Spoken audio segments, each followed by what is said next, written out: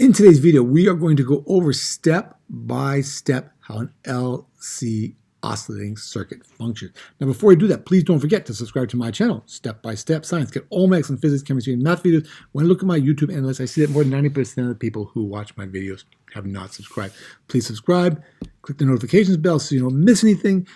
Give me a thumbs up, leave me a nice positive comment, and don't forget to share this video. Also, I've made a bunch of other teaching and learning materials which you can find on my Teachers Pay Teachers website, whether you're looking for examples, problems that you can work on with the solutions, notes, online labs that you can do. Everything is available on my Teachers Pay Teachers website. The link is in the description below, and let's get started.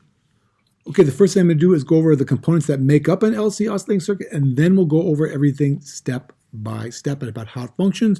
Now, a lot of times when you see a diagram of an LC oscillating circuit in a textbook or online somewhere, they will not include the voltage supply, and I think that's a little bit confusing because in order to get this thing working, you first have to charge the capacitor. So really, one of the most important things is that you have a DC voltage supply, and the DC voltage supply is what's going to charge our capacitor. Then it's an LC circuit because we have an inductor, the abbreviation for inductor is L, and we have a capacitor because the abbreviation for a capacitor is C, and that makes up our LC oscillating circuit. Now, the first thing I said, we have to charge the capacitor. So we're going to move our switch from the neutral position here into position number 1, and we move the switch to position number 1, then we're going to charge the capacitor. And then when the capacitor is fully charged, then all of the energy that is stored will be stored in the electric field of the capacitor, and the voltage, the potential difference across the capacitor, will be equal to the voltage of our DC supply. That's when we have the switch at position number 1. Then we're going to throw the switch and move it to position number 2. And when we move that switch to position number 2, then we're going to be connecting the capacitor and the inductor, and then the current will start to flow as the energy that has been stored in the electric field and the charge that's been stored on the plate of the capacitor begins to flow. So when we're going to be discharging the capacitor, and then the energy that was stored in the electric field of this capacitor will then be stored and transferred to the magnetic field of the inductor, and the maximum self-induced voltage across that inductor will be equal to the maximum voltage of the capacitor. Now, I'm going to show you two nice simulations where you can see this working, and then we'll go over the whole thing step by step for a full period for our oscillating circuit. Okay, this is the first simulation that I'm going to use to show you how an LC oscillating circuit functions. This simulation comes courtesy of PhET Interactive Simulations. They have excellent simulations. I'll put a link to their website in the description below. But you can see here we have our LC oscillating circuit. First of all, of course, as I said before, we have our DC voltage supply. Then we have our capacitor, and then we have our inductor. I have a graph set up here that's going to show us the current through the circuit, and I have a graph set up over here that's going to show us the voltage, the potential difference across that capacitor. Now, I don't have one of those dipole switches in this simulation, but I have this switch and this switch, so it will work just fine like that. And what I'm going to do is I'm going to turn the simulation on, of course. And the first thing I'm going to do, as I told you before, is I'm going to flip this switch, and flipping this switch will allow the capacitor to be charged from our DC voltage supply. Now, that's a DC voltage supply. That's 9-volt battery. And I can see here when the graph reaches 9 volts that my capacitor is going to be fully charged.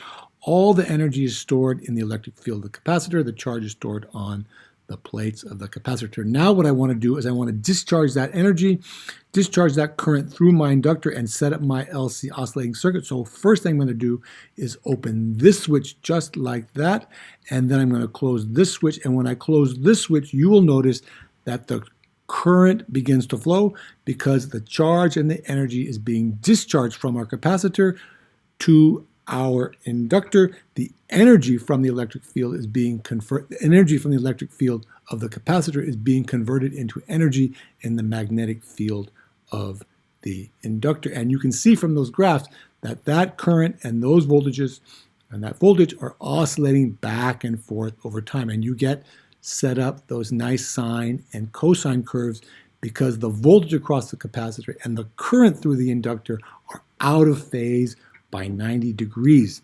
And you can see that when the voltage across the capacitor, if I stop the simulation, you can see right here at this time, which is between 462 and 465 seconds, the voltage is at a maximum. and that means that the current through the circuit is going to be 0.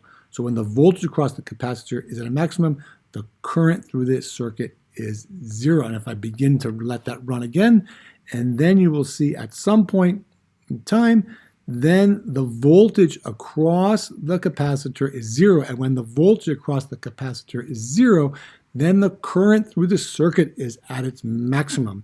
And once again, those two sine curves are out of phase by 90 degrees. And that circuit will continue to oscillate back and forth as long as there's no energy loss from the wires or the capacitor or the inductor. The energy will be oscillating back and forth as it's converted from energy to the capacitor, then into energy for the inductor. And the energy is stored in the electric field of the capacitor and the magnetic field of the inductor. All right, so I think that shows that very nicely, how that circuit oscillates back and forth and those differences in the voltage and the current. Now in the next simulation, we'll actually be showing you the electric and the magnetic field lines. Okay, this is the second simulation I want to show you, and I want to show you this simulation because it shows really nicely the electric and the magnetic field lines for an LC oscillating circuit. Now you might notice this website is in German. It's called Leifi Physics. I teach physics in Berlin, Germany, so sometimes I use this website. But if you're learning physics in German or want to learn physics in German, they have tons of great information on this website. I'll put the link in the description below. But you can see it says right here, we're going to charge the capacitor. The first thing we're going to do when we click on this button is charge the capacitor. Now the capacitor charges pretty quickly there. You can see it's charged through our DC voltage supply, and you can see we have our positively charged plates and our negatively charged plate. And as I said, you can see very nicely here the electric field lines in between the plates of the capacitor, which go from the positive to the negative plate like that. And that is the energy that is being stored from our DC voltage supply. Now the next thing I'm going to do is I'm going to click this button again, and you can see it's going to then discharge the capacitor through this spule, through this coil of wire, through this inductor, and you will see how it oscillates back and forth very nicely as the energy that was stored in the electric field of the capacitor is converted into energy, which is then stored in the magnetic field of the inductor. And you can see how the polarity of the plates of the capacitor switch after half a cycle, and how the direction of the magnetic field in our inductor switches over half a cycle, and how that oscillates back and forth for that conversion of energy. And you can also see through our current meter how the current first flows in one direction and then it flows in the other direction. Now unfortunately we can't stop this or step it, and you can see it does go kind of fast, but you can see how that circuit oscillates back and forth. Okay, now we're going to go through a full cycle, a full period for our LC oscillating circuit, and we're going to talk about what happens for each quarter of a cycle. You can see up here I have my LC circuit. I'm not showing my DC voltage supply. I have my capacitor and my inductor. We're going to talk about how the current and the voltage changes over time, and we're going to show that graphically down here on our graph, where we're going to have time on the x-axis and the current and the voltage we're going to plot on our y-axis. Now I want to point out that this whole thing starts when we flip the switch from position 1 to position 2. That's why I have it shown here already at position 2, because that is when time starts. But you'll remember, before we can flip the switch, we have to charge the capacitor. So we start basically with the capacitor fully charged, and that means when we start the whole thing oscillating back and forth, the voltage across the capacitor is going to be its maximum and the current is going to be 0. That occurs right when we flip the switch to position number 2. That's when the whole thing starts. Now from time 0 to time 1/4 of a cycle, then the energy that we stored in the electric field of the capacitor is going to be converted into energy, which is now going to be stored in the magnetic field of our inductor. And the voltage across the capacitor goes from maximum to 0, but the current goes from 0 to its maximum. At 1/4 cycle, we have no voltage across the capacitor, and the current through the circuit, the current through the inductor, is at its maximum. Now, when we go from 1/4 to a half a cycle, now we're going to be converting the energy that we stored in the magnetic field back into energy that we're going to store in our electric field. You'll notice the plates of our capacitor now have the opposite polarity. And once again, we have maximum voltage across the capacitor and no current is flowing through the circuit. Now you can see I have minus maximum. That just means that the plates have an opposite polarity. It doesn't mean that the voltage is less than 0. When we go from half to 3/4, now we're basically doing the same thing over again, but going back in the opposite direction.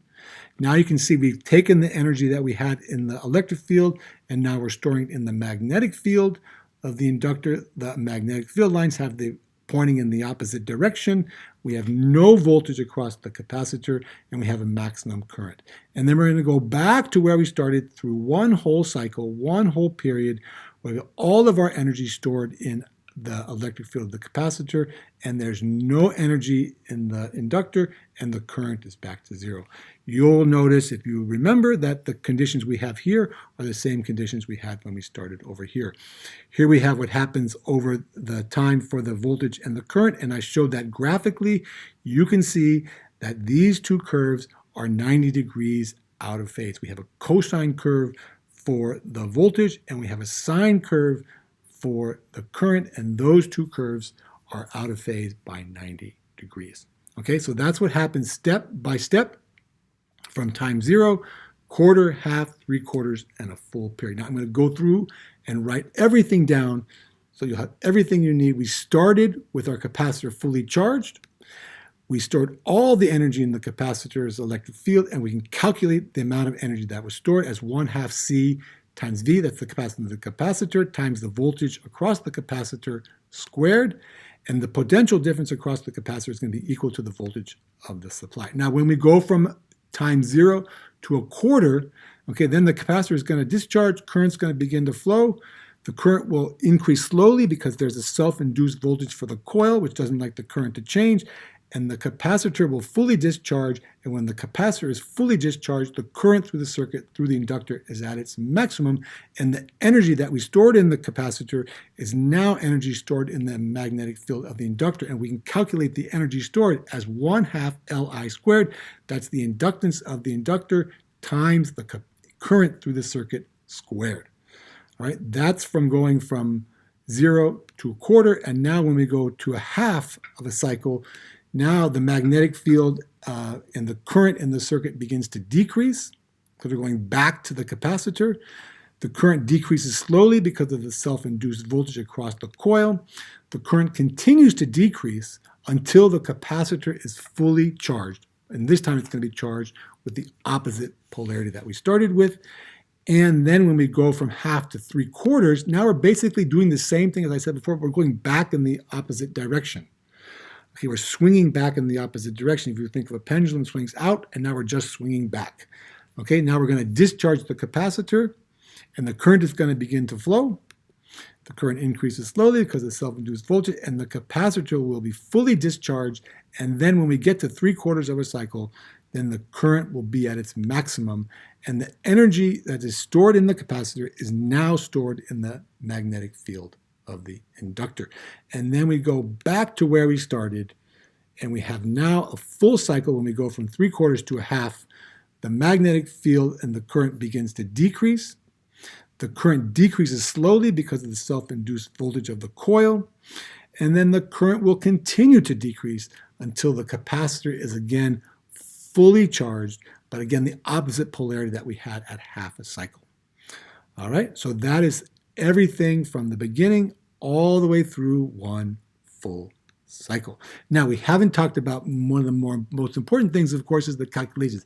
How do we calculate the period, the frequency, and the energy? Well, these are the equations that we're going to use, which we'll do in the next video to calculate the period. T is the symbol for the period, and when you calculate the period for that oscillating cycle, the time it takes to go through one full cycle, out and back, is 2 times pi times the square root of LC. That's the inductance of the inductor times the capacitance of the capacitor. And then you should remember, if you want to know the frequency, one way you can get that is the frequency and the period are inversely proportional. So you can just take the frequency is equal to 1 over t. You calculate t, you just do 1 divided by t, and you get the frequency. Okay, the frequency in measured hertz, it's the number of cycles per second. All right, now you can also calculate the period. If you know the frequency, if the frequency is 1 over the period, then the period is going to be 1 over the frequency. And then you can also use this equation, which is basically a combination of this and this equation to calculate the frequency. Sometimes you'll see this equation. The frequency is simply 1 over 2 pi times the square root of L times C. And if you want to calculate the amount of energy, as we mentioned, the energy that we store in the capacitor in its electric field is 1/2 C times the voltage squared, the voltage across the capacitor at any time. And you can calculate the energy that's stored in the inductor as 1/2 L, the inductance of the inductor, times the current squared. And it's important to remember that we have conservation of energy. We're talking about an ideal oscillating circuit where no energy is lost in the capacitor or the wire or the current flowing through the inductor, and that the energy is going to be constant in the circuit. And we can calculate the energy as the energy of the electric field plus the energy of the magnetic field is going to be equal to some total, and that total will always remain constant. Okay, so the maximum energy that's stored in the capacitor is going to be equal to the maximum energy that's going to be stored in the inductor. These two values will be equal, okay, at those extremes, and then we could also figure out and calculate the current if we wanted to. Okay, we'll do all of that in the next video. So thank you so much for watching. I know that was a lot of information. I tried to lay it all out step by step. If you enjoyed that video, please do all the following 5 things. Subscribe to my channel, Step by Step Science. Get all my excellent physics, chemistry, and math videos. You should click the notifications bell so you don't miss anything. Give me a thumbs up. Leave me a nice positive comment in the comment section below. I always appreciate your comments. And don't forget to share this video with all of your friends. Thank you so much for watching. We will see you in the next video.